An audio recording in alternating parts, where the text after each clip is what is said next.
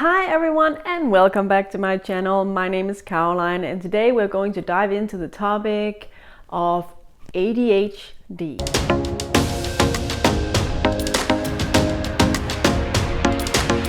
Before we get started, please don't forget to subscribe to my channel, turn on notifications, like this video. You can also go follow me on my Instagram, that's also called The Art of Being Ill. ADHD impacts millions of people all over the world. ADHD stands for Attention Deficit Hyperactivity Disorder. Whether you're here to learn more for yourself or a loved one, or maybe just out of curiosity, this video is packed with insightful information. Let's break down causes, symptoms, medical and non-medical treatments. ADHD is a neurodevelopmental disorder, and it's often diagnosed in childhood. However, we do see an increased amount of people getting diagnosed in their adulthood. It is characterized by patterns such as inattention, hyperactivity, and impulsivity. It's really important to note that ADHD is not being lazy or unmotivated. It's actually about how the brain functions. There are three types of ADHD. There's the inattentive type, and there is the hyperactivity, impulsivity type, and then there is the combined type. Personally, I have the first one, inattentive type. It's also often called the silent ADHD or just ADD. Back in the day, you would just say ADD.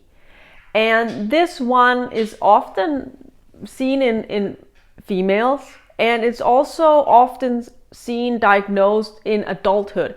And this is because when you have the inattentive type or silent type ADD, you don't drive your parents crazy. You're not hanging in the curtains at school, so nobody necessarily will realize that there is a malfunction in your brain because you're not hyperactive. I personally have this one, and I wasn't diagnosed till I was 30, and that is very common because when we grow up, we start to get more responsibility. We start to have to make our own life choices, and it can be really hard when you have untreated ADHD to actually handle adulthood. And often you will see that people who are undiagnosed at one point will go down with depression, stress, anxiety, something like that. And then after that, a psychiatrist will realize that it's probably because you have ADHD, so it's hard for you to navigate adulthood. So, and that was me. I was 30 years old when I had depression and anxiety and found out I had ADD. So let's dive into the symptoms. There are a lot of different types of symptoms, and it can vary from person to person, but there are three main types of symptoms, so to speak. One is inattention, and this is where you're having a hard time focusing, you're having a hard time concentrating, you are forgetful, you lose things, and you are having a hard time organizing your life. The second one is hyperactivity. And this is basically feeling very restless, having a really hard time keeping organized, so you might have a lot of mess at home. This is where you have a hard time just sitting still, and you are like always on the go. And the last one is impulsivity. And this can be seen as you interrupt people a lot, you have a hard time waiting for your turn, and you tend to make impulsive decisions without thinking about the consequences.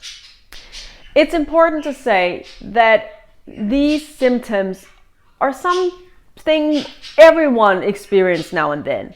Everyone can be inattentive, everyone can be hyperactive, everyone can be impulsive at times. But when you have ADHD, these patterns are more persistent and disruptive. So why do people get ADHD? Well, we don't know by 100% certainty.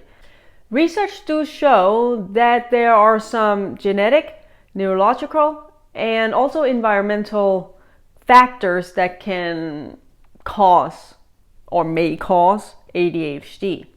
If a family member have ADHD, other family members are more likely to also have ADHD. So it is believed to be something you can inherit. Some studies also find that if you are born prematurely or are exposed to toxins during pregnancy, that might play a part in getting ADHD. However, it's really important to say that ADHD is not a result of bad parenting or sugar. Two very old myths that we just need to bury. If you scan a brain with ADHD and one without ADHD, you will see that the person with the ADHD brain will have some differences in the activity related to attention and impulse control. So this is actually something you can see on a scan, that there are different reactions in a ADHD brain and a non-ADHD brain. And I say this because we just recently had a debate in Denmark about ADHD and how a lot of people are getting diagnosed, especially in adulthood.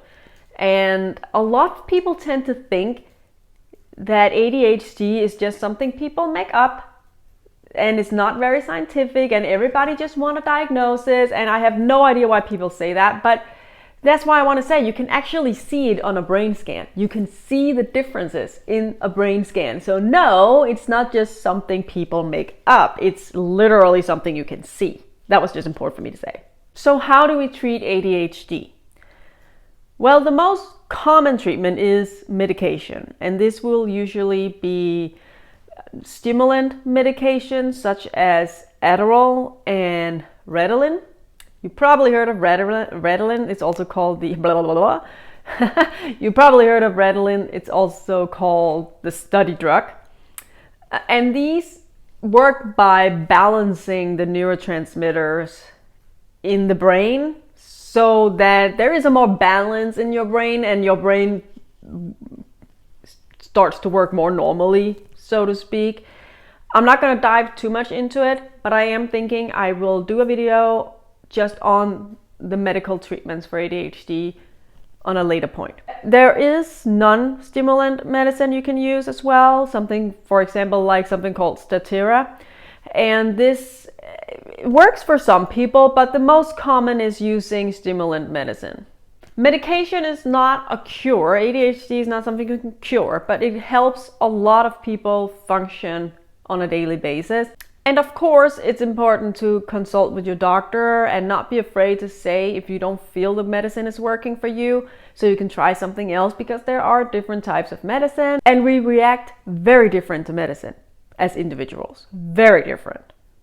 There are also non-medical treatments available for you. This could be something like behavioral therapy, where you learn how to manage time, different strategies for managing time, and for setting goals and staying organized.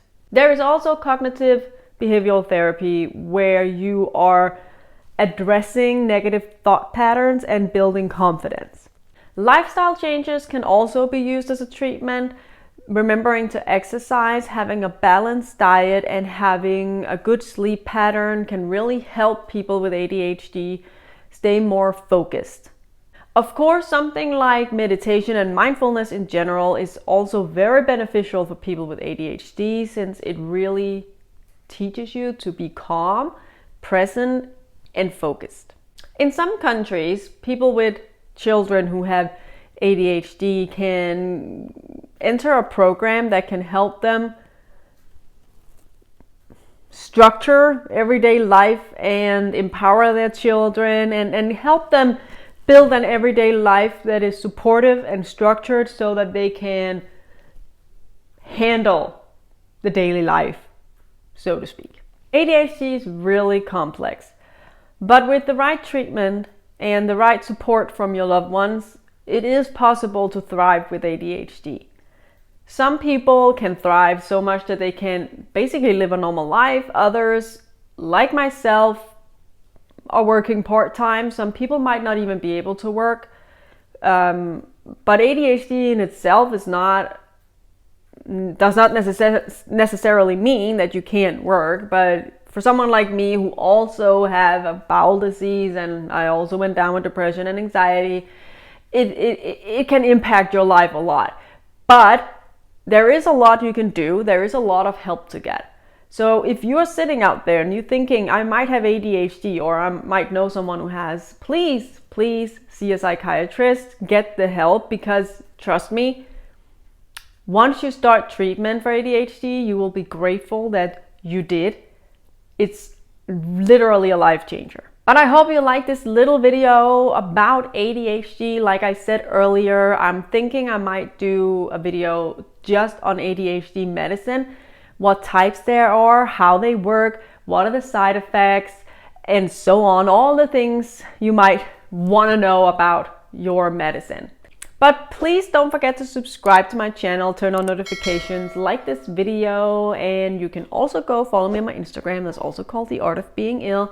And I'll see you next time right here on my channel, The Art of Being Ill.